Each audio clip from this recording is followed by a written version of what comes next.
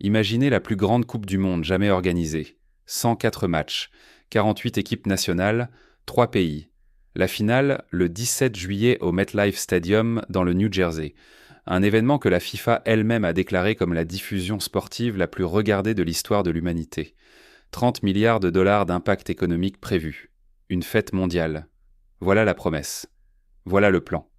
Le président de la FIFA, Gianni Infantino, est sorti avec cette confiance caractéristique qui lui est propre et a déclaré, à haute voix sans broncher, que regarder la Coupe du Monde 2026 serait comme vivre 1000 ans de Coupe du Monde compressés en un seul événement. 1000 ans. Il l'a dit ainsi, comme un homme qui a passé une décennie à construire quelque chose et qui peut enfin le voir exploser devant le monde entier. Et puis vient la partie inconfortable. Car à environ 3 semaines du coup d'envoi, ce qui se passe réellement ne ressemble en rien à ce qui a été vendu. 80% des hôtels des villes hôtes aux États-Unis signalent des réservations en dessous des prévisions initiales, et pas seulement légèrement en dessous. Nous parlons d'un niveau inférieur à celui d'un été normal, sans aucune Coupe du Monde, ce qui signifie, littéralement, que dans certaines villes, accueillir la Coupe du Monde se révèle pire pour le secteur de l'hôtellerie que de ne pas l'accueillir. Les prix de revente des billets chutent pour plus de 90% de tous les matchs. Le match d'ouverture de l'équipe nationale des États-Unis, la première fois qu'ils jouent à domicile depuis 1994, a encore des billets invendus au-dessus de 1000 $ quelques semaines avant le coup d'envoi. Et Newsweek, qui n'est pas exactement un tabloïd, a publié cette semaine une analyse décrivant le plus grand événement sportif de l'histoire avec 2 mots qui piquent réellement lorsqu'on les lit. Échec colossal. Et ça continue. Il y a moins de 48 heures, un groupe de climatologues a publié une étude avertissant qu'environ un quart des 104 matchs pourraient se jouer dans des conditions dépassant les limites de sécurité que l'Union mondiale des joueurs considère comme acceptables. 5 matchs, selon ces chercheurs, pourraient en se jouer dans des conditions où un report devrait être sérieusement envisagé. Et pour couronner le tout, la FIFA a annoncé que Madonna, Shakira, BTS et Chris Martin se produiront lors du premier spectacle de mi-temps de l'histoire d'une finale de Coupe du Monde. Quand le match le plus important du football mondial, celui qui devrait, à lui seul, satisfaire toutes les attentes, a besoin de Madonna pendant la pause, cela en dit long. Je ne suis pas totalement sûr de ce que cela signifie exactement, mais cela en dit clairement quelque chose. Et voici où la situation devient réellement compliquée. Car il ne s'agit pas d'un problème ou de deux, mais d'un enchevêtrement de crises simultanées, chacune grave en soi, toutes liées les unes aux autres d'une manière qui perturbe profondément quiconque aime ce sport. Elle mérite d'être décortiquée soigneusement, sans titre facile, car chaque couche de cette histoire doit être comprise correctement. La première crise, et la plus visible, est la question des billets. Lorsque la FIFA a annoncé qu'elle utiliserait la tarification dynamique pour la première fois dans l'histoire d'une Coupe du Monde, la justification était, disons, commercialement logique. Le marché du divertissement nord-américain fonctionne ainsi. Concerts, matchs de la NBA, le Super Bowl, tout repose sur une tarification basée sur la demande. La FIFA a essentiellement déclaré « C'est ainsi que le marché dans lequel nous jouons fonctionne ». Puis elle a fixé le billet le moins cher disponible pour la finale à 6 730 $. Les forfaits premium dépassaient 10 000 $. Et en septembre de l'an dernier, la cerise sur le gâteau, les places en première rangée pour la finale étaient affichées à 32 970 $ par billet, par personne, pour un seul match. Cela représente une hausse d'environ 2000% par rapport aux sièges équivalents de la Coupe du Monde du Qatar 2022 en seulement 4 ans. La réaction a été immédiate, organisée, et probablement bien plus forte que la FIFA ne l'avait anticipé dans ses modèles. Les associations de supporters européennes ont déposé une plainte officielle auprès de la Commission européenne, accusant la FIFA d'abuser de sa position monopolistique. Elles ont employé l'expression « trahison monumentale », ces mots exacts. Des membres du Congrès des États-Unis ont envoyé une lettre documentant que les prix des billets avaient augmenté pour près de 90% des matchs avec une hausse moyenne de 34% sur 6 mois, et ils ont comparé le coût d'une place en première rangée pour la finale à un semestre complet de frais de scolarité à l'université Rutgers. Ce n'est pas une comparaison anodine. Et puis ce qui aurait dû apparaître plus tôt dans le tableau de quelqu'un s'est réellement produit. La demande qui était censée justifier ces prix ne s'est simplement pas matérialisée, ou du moins pas sous la forme que la FIFA avait projetée. Ce qui est apparu, ce sont les spéculateurs. les bots. Des personnes achetant des billets comme des instruments financiers pour les revendre sur les plateformes de revente, y compris la plateforme officielle de revente de la FIFA, où l'organisation prélève 15% du prix d'achat et encore 15% du vendeur. Au pic, 4 billets pour la finale étaient affichés à près de 2 300 000 $ chacun. Lorsqu'un journaliste a demandé au président de la FIFA à ce sujet lors d'une conférence à Beverly Hills, il a ri et a promis d'apporter personnellement un hot dog à quiconque paierait ce prix. L'homme qui dirige une organisation à but non lucratif représentant 211 fédérations nationales, riant dans une salle remplie de millionnaires à propos du coût d'assister au match le plus important du football, cela semble tout simplement inacceptable, même s'il est difficile de le formuler précisément. Le résultat de tout cela est ce que les données montrent maintenant. Les prix chutent pour plus de 90% des matchs. Le prix moyen du billet le moins cher disponible a baissé de 24% en un mois. Les matchs de phase de groupe dans des stades moins prestigieux se trouvent désormais sur le marché secondaire autour de 160 $, alors qu'ils étaient au-dessus de 600 $ en décembre. Et le problème plus profond est qu'un cercle vicieux s'est installé. Parce que les prix baissent, les gens s'attendent à ce qu'ils baissent davantage. Et comme les gens attendent, les prix continuent de chuter. Personne n'a encore trouvé le plancher. La deuxième crise se situe sous la première, et en grande partie, elle l'alimente. L'effondrement hôtelier.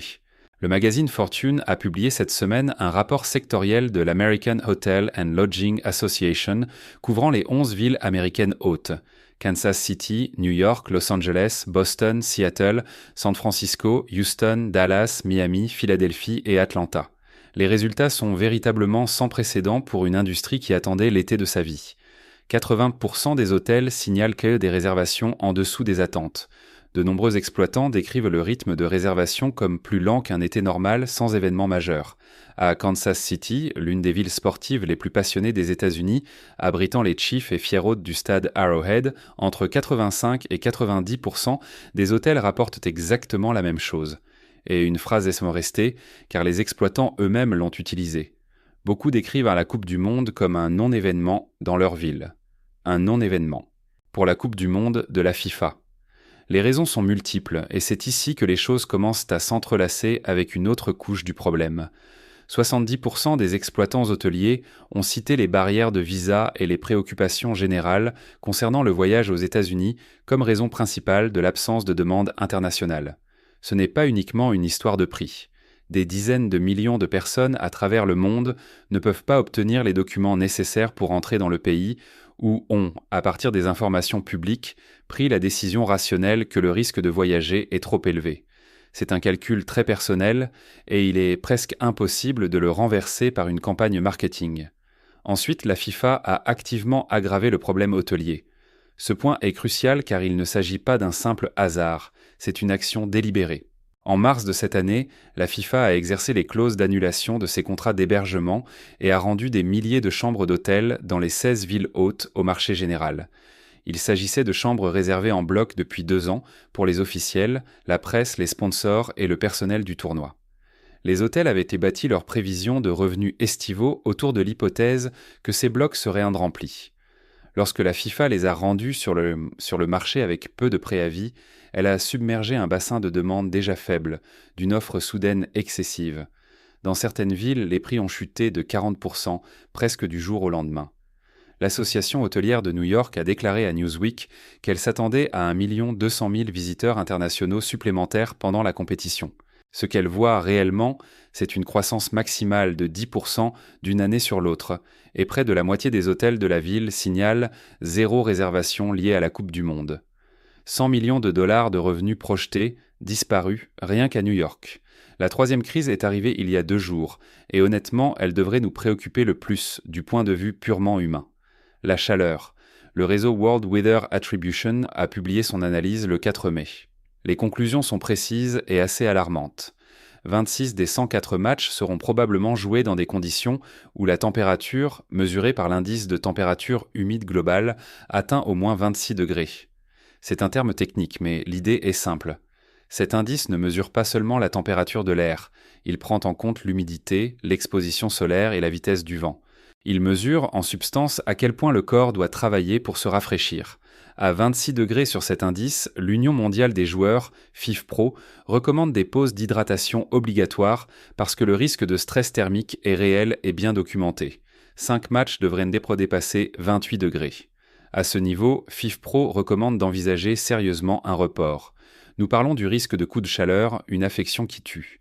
La finale du 17 juillet au MetLife a une chance sur 8 d'atteindre ce seuil de 26 degrés et une probabilité de 2,7% d'atteindre le seuil de report de 28 degrés. Le MetLife n'a pas de toit. Il n'a pas de climatisation. Et il accueillera 80 000 spectateurs un dimanche après-midi de juillet dans le New Jersey. Une distinction importante mérite d'être faite. Les joueurs disposent de médecins d'équipe, de physiothérapeutes, de gilets rafraîchissants, d'eau froide à leurs pieds et d'une surveillance médicale en temps réel. Le supporter qui a payé 15 500 $ pour un siège en rangée 47 du côté sud du stade n'a rien de tout cela. L'une des principales scientifiques de l'étude, Frédéric Otto, l'a clairement exprimé. C'est dangereux pour les joueurs, oui, mais c'est aussi dangereux pour les fans qui sont assis dehors sans équipe médicale à leur côté. Seuls 3 des 16 stades disposent d'un contrôle climatique, Dallas, Houston et Atlanta. 13 ne le font pas. Une étude de l'Université de Toronto, publiée l'an dernier et basée sur 2 décennies de données météorologiques, a conclu que 14 des 16 villes hôtes connaîtront des conditions dépassant les seuils de sécurité pour jouer au football à un moment donné en juin ou juillet. 14 sur 16. Et quand ESPN a demandé à la FIFA directement si elle envisagerait de déplacer des matchs vers des stades couverts, la réponse de la FIFA a été le silence. Ensuite, il y a la question de qui peut réellement entrer dans le pays. Une histoire que la presse a tendance à couvrir comme un problème politique, mais qui est fondamentalement une histoire de football. Des restrictions de voyage actives affectent actuellement les ressortissants de 39 pays. Un programme de caution de voyage exigeant des garanties financières allant jusqu'à 15 000 $ a été annoncé, avec une exemption partielle pour les supporters titulaires de billets provenant de 5 pays spécifiques, seulement 16 jours avant le début du tournoi. 16 jours. L'ACLU, Amnesty International et plus de 120 organisations ont émis un avertissement de voyage officiel pour les visiteurs internationaux. 4 nations qualifiées ont des supporters directement touchés par des interdictions totales ou partielles d'entrée, Côte d'Ivoire, Haïti, Sénégal et Iran. La situation de l'Iran mérite son propre moment. Le secrétaire général de la FIFA a dû se rendre à Istanbul hier pour rencontrer en personne la Fédération iranienne de football et leur garantir que leurs joueurs seraient autorisés à entrer aux États-Unis. L'Iran a confirmé sa participation hier soir. C'est une bonne nouvelle. Mais le fait que cette rencontre ait été nécessaire révèle beaucoup sur la façon dont les derniers mois ont été gérés. Il y a aussi la question de ce que cela représente dans un contexte sportif plus large. La Coupe du Monde 2026 était censée symboliser quelque chose de précis, une affirmation que le football était enfin arrivé aux États-Unis, non pas comme un sport de niche pour les immigrants et les banlieues, mais comme une passion américaine grand public. L'extension à 48 équipes était présentée comme un cadeau aux petites nations du jeu, une chance pour davantage de pays de vivre une Coupe du Monde, plus d'histoire, plus de retournement de situation, plus de magie. Et il y a un réel potentiel dans tout cela. Le produit sur le terrain, une fois le tournoi lancé, a toutes les raisons d'être spectaculaire. Mais la machinerie hors du terrain a produit quelque chose qui s'éloigne fortement de la vision initiale. Considérez l'annonce du spectacle de mi-temps. C'est la première fois dans l'histoire d'une Coupe du Monde qu'un acte de divertissement est ajouté à la finale. Le Super Bowl le fait depuis des décennies. Et le spectacle de mi-temps du Super Bowl est devenu une institution de la culture sportive américaine. Mais le Super Bowl est à la base un événement domestique. La finale de la Coupe du Monde est tout autre. C'est l'événement sportif le plus regardé sur la planète. Il n'a pas besoin d'un spectacle de mi-temps. Il n'en a jamais eu besoin. En ajouter un suggère, à un certain niveau, une reconnaissance que le produit seul ne se vend pas comme prévu. Ou bien la FIFA s'appuie simplement sur le marché du divertissement américain qu'elle a choisi d'exploiter. Quoi qu'il en soit, placer Madonna et Shakira pendant la pause d'un match de championnat du football mondial est une déclaration culturelle, qu'elle ait été intentionnelle ou non.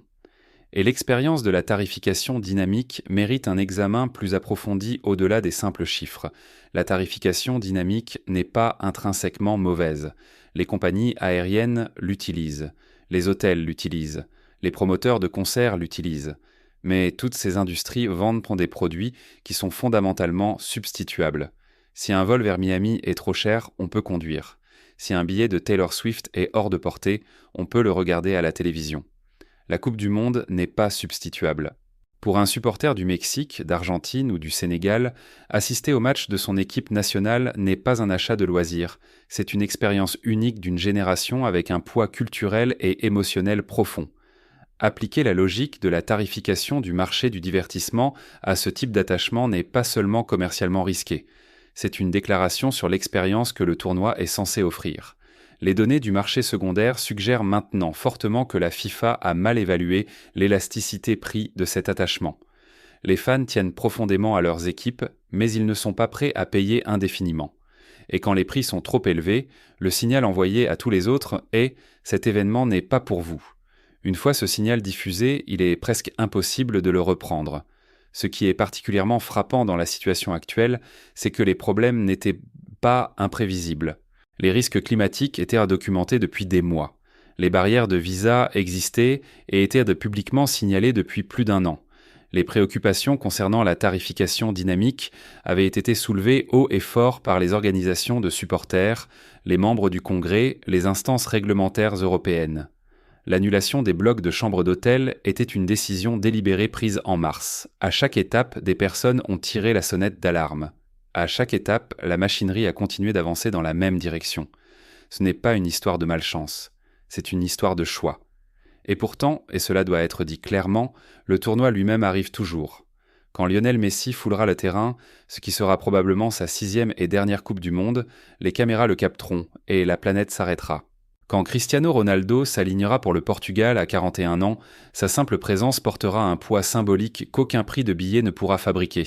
Mbappé, Haaland, Bellingham, Vinicius, le talent rassemblé parmi ces 48 équipes est véritablement extraordinaire. Les phases de la élimination directe seront brutales et magnifiques comme toujours. La phase de groupe produira des surprises et des moments de pur émerveillement. L'Azteca, le 11 juin pour le match d'ouverture, rappellera au monde entier pourquoi il est tombé amoureux de ce tournoi. Les villes hôtes canadiennes accueilleront le monde avec une chaleur authentique. Et la finale, quoi qu'il se passe autour, sera regardée par plus d'1 milliard de personnes. Cela ne changera pas. Mais voici le résumé honnête. La Coupe du Monde 2026 a été promise comme une chose et arrive comme quelque chose de nettement différent. La promesse était un tournoi qui appartenait au monde. Accessible. Festif. Une célébration de la portée universelle du football, organisée sur un continent prêt à accueillir tout le monde. La réalité est un tournoi dont les hôtels le qualifient d'ancêtre de non-événement, où les prix des billets sont en chute libre parce que la demande n'est jamais venue, où les climatologues avertissent de conditions qui pourraient nécessiter des reports, où l'union des joueurs exige une révision urgente des protocoles de sécurité, où une équipe nationale qualifiée n'a confirmé sa participation qu'après une réunion d'urgence, et où, pour la première fois dans l'histoire, un spectacle de mi-temps a été ajouté à la finale, parce qu'apparemment, à un certain niveau, le football avait besoin d'un soutien de Madonna et Shakira. Ce n'est pas tout à fait ce qu'Infantino décrivait lorsqu'il parlait de 1000 ans de Coupe du Monde. Et pourtant, le ballon va commencer à rouler. Le football a une façon d'imposer sa vérité dès que cela arrive. Il a déjà sauvé des tournois mal organisés de leur propre bruit. Il le fera probablement à nouveau. Le sport dépasse l'appareil qui l'entoure et il a tendance à nous le rappeler aux moments les plus inopportuns pour ceux qui dirigent cet appareil. Mais pour la FIFA, pour l'organisation qui a fait ses choix, qui a sélectionné la tarification dynamique, qui a annulé ses blocs de chambres d'hôtel en mars, qui a ri d'un billet à 2 millions de dollars à Beverly Hills, la Coupe du Monde 2026 restera une étude de cas. Une étude de cas sur ce qui se passe lorsqu'on traite l'événement sportif le plus aimé du monde principalement comme une opportunité commerciale. Ce qui se passe lorsqu'un tournoi cesse d'être centré sur les fans et devient centré sur les objectifs de revenus. Et peut-être, si nous sommes totalement honnêtes, c'est aussi une étude de cas sur ce qui arrive quand les fans absorbent décision après décision, année après année, sans se rebeller assez fort, jusqu'au jour où les chiffres frappent le marché et que le marché révèle la vérité qu'aucune conférence de presse n'aurait pu livrer. L'érosion lente de l'accessibilité, la redéfinition graduelle de ce que doit être une Coupe du Monde, le moment où ce que vous avez défendu se révèle totalement différent de ce que vous avez appris à aimer. La question que ce tournoi laisse en suspens n'est pas vraiment logistique ou financière ou relative aux indices de chaleur. C'est une plus grande. La Coupe du Monde appartient-elle toujours au monde? Et si la réponse à cette question devient plus compliquée qu'elle ne l'était, alors peut-être la conversation la plus importante dans le football aujourd'hui ne se déroule pas à l'intérieur d'un stade. Elle se déroule partout ailleurs.